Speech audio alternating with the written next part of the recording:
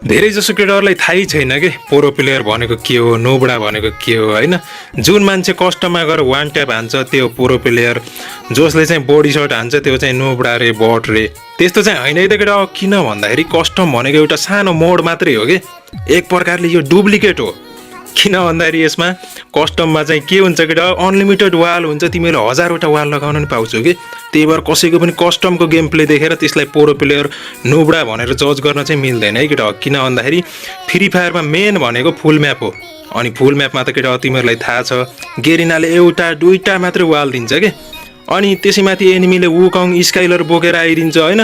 जस्तै तिमीसँग एउटा मात्रै वाल छ, स्क्वाडले रस गर्यो, अनि त्यति बेला तिमीले बडी सर्ट हान्दैन, म त प्रो प्लेयर हो, मैले हेड सर्ट हान्छु भनेर हुन्छ र। वाइड 4 भए पनि भुटेरै मार्छ नि हौ त्यस्तो अवस्थामा त। त्यही भएर केटा होइन, मलाई चाहिँ के लाग्छ भन्दाखेरि प्रो प्लेयर भनेको जुन मान्छेले दिमाग लगाएर खेल्छ, अरूको इज्जत गर्छ, त्यो चाहिँ प्रो प्लेयर हो। तिमीलाई के लाग्छ कमेन्ट गर है त।